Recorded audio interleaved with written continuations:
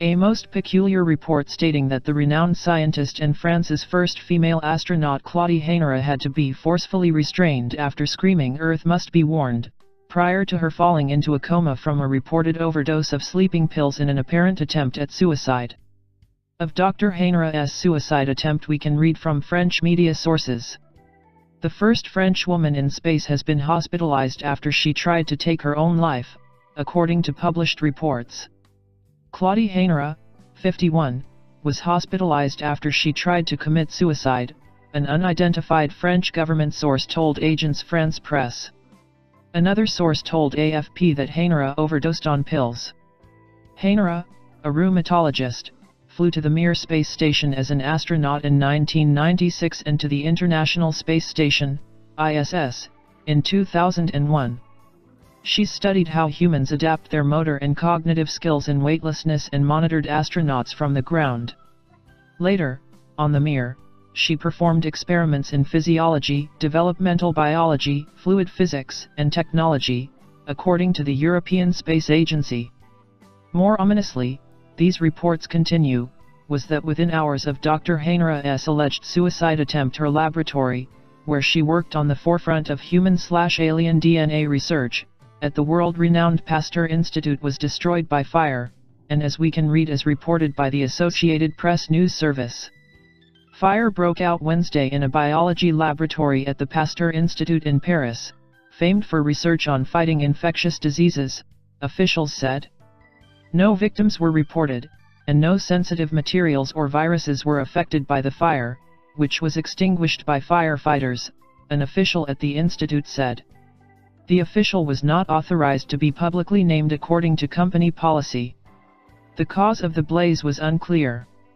The fire broke out mid-morning in an underground level of one of the buildings in the institute's campus in southern Paris, a lab that conducts research in developmental biology, the official said.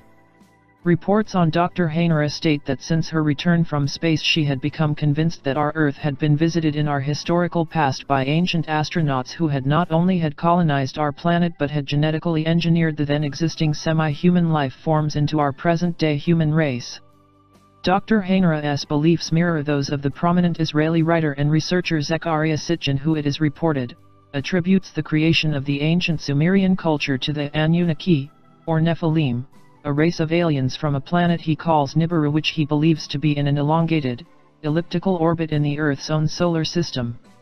Sitchin asserts that Sumerian mythology reflects this view, though his speculations are entirely discounted by mainstream scientists, historians, and archaeologists, who see many problems with his translations of ancient texts and with his understanding of physics.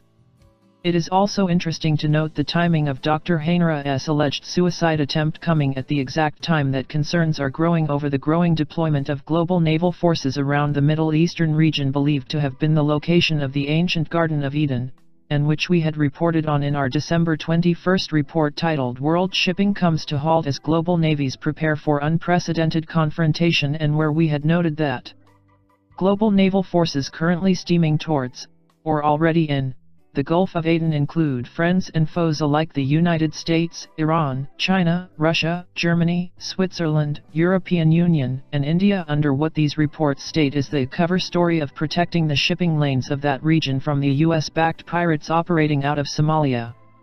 Current news from this region are, also, appearing to show that hostilities have already begun between our Earth's defense forces and the Watchers, as like the United States' last attempt to attack these aliens by themselves this past January has, once again, resulted in massive cuts by the Watchers to the many undersea communication cables laying upon the seafloors of this region, which have now isolated large parts of the Middle East and the subcontinent. Equally important to note is that for the first time in centuries Chinese warships have left their home waters to join the massive international effort to confront what is seen as our Earth's most serious threat ever, and that when attempting to confront an undersea anomaly off the coast of Papua New Guinea, villagers reported a UFO-like craft rapidly ascending from the ocean and streaking skyward, leaving in its aftermath giant swells which have left nearly 32,000 homeless, and which the United Nations is now rushing aid towards. To the catastrophic damage wreaked upon Papua New Guinea, the UN is reporting that the swells destroyed houses, food and water supplies, damaged crops and led to the loss of gardening tools.